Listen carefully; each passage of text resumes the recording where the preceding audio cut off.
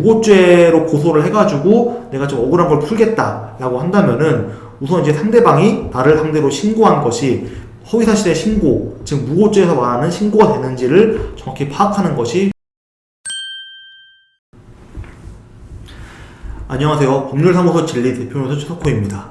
오늘은 무고죄에서 문제가 되는 허위사실의 신고를 얘기해 보려고 합니다. 그러니까 살다 보면은 오해를 받는다거나 누명을 쓰는 경우가 생길 수 있는데, 상대방이 나한테 허위사실 유포 등의 혐의로 고소를 하고, 근데 그 후 무혐의 처분을 받는 경우도 있을 수 있겠죠.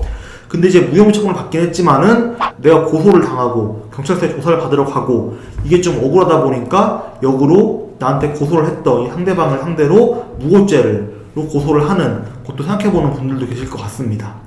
근데 여기서 이제 말하는 무고죄 같은 경우에는 타인을 형사처분이나 징계처분을 받게 하기 위해서 공무소나 공무원에 대해서 허위사실을 신고할 때 성립하는 죄인 거는 많은 분들이 아실 것 같습니다. 그러니까 대부분의 무고죄 사안 같은 경우에는 요즘은 성범죄 쪽에서 많이 발생을 하고 있는데 10년 이하의 징역 또는 1,500만원 이하의 벌금에 처해지는 만큼 처벌 수위가 굉장히 높은 범죄 중에 하나입니다. 오늘은 이 무고죄를 구성하는 허위사실이 대체 무엇인지, 그리고 허위사실은 어떻게 판단하는 것인지 상담 때 제가 이제 많이 듣는 질문을 기초로 좀 구성을 해서 얘기를 하려고 합니다. 그러니까 첫째로 이거는 과장 내용입니다 라고 했을 때, 즉 이제 상대방이 상황을 과장해가지고 이야기한 행동은 무고행위에 해당하는지, 근데 그 과장의 정도가 터무니없는 내용이 아니라 사실에 기초를 하긴 했는데 그 상황을 다소 과장한 것이다 라고 하면은 무고죄에서 얘기하는 허위사실의 신고에는 해당하지 않는다. 반면에 이제 본인이 신고를 하는 행위가 무고가 될 수 있는 가능성을 인지하면서도 고소를 했다라고 하는 경우에는 이제 무고죄에 대해서 미필적인 고의, 그러니까 무고죄가 될 수도 있고 안 될 수도 있는데 돼도 상관없다, 이런 의도가 있다라고 인정을 해가지고 무고죄가 성립할 수도 있고요. 셋째로 이제 신고자가 말한 사실관계가 객관적으로는 일치하는데 법적인 평가가 잘못되었다던가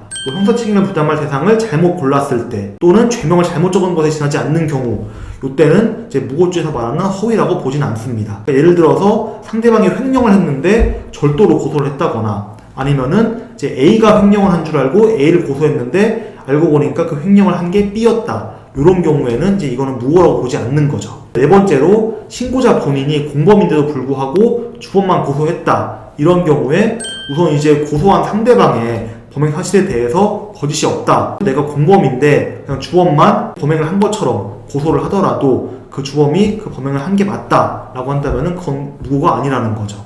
다섯 번째로 신고 과정에서 자발적으로 신고를 할 때, 그러니까 수사기관에서 경찰관에 가끔 전화로 물어보는 경우도 있어요. 구두로 물어보는 질문에 대해서 허위로 진술을 하는 거는 허위사실의 신고로 인정되지는 않습니다. 왜냐하면 허위사실을 신고했다라고 볼 수 있는 증거가 좀 불분명하거든요. 근데 이제 단순히 추가 질문이 아니라 무슨 고소장이라던가 아니면은 조서, 그 기재가 되는 사안에 대해서 허위로 신고를 하거나 진술을 하는 경우에는 이제 이러한 기재를 증거를 함을 수 있기 때문에 이제 허위사실의 신고가 인정돼가지고 무고죄가 성립이 될 겁니다. 그렇기 때문에 이제 무고죄로 고소를 해가지고 내가 좀 억울한 걸 풀겠다라고 한다면은 우선 이제 상대방이 나를 상대로 신고한 것이 허위사실의 신고, 즉 무고죄에서 말하는 신고가 되는지를 정확히 파악하는 것이 중요하다는 것을 알아두시면 좋을 것 같습니다. 영특한 참여 시청해주셔서 감사하고요. 구독과 좋아요, 알림 설정 부탁드리겠습니다.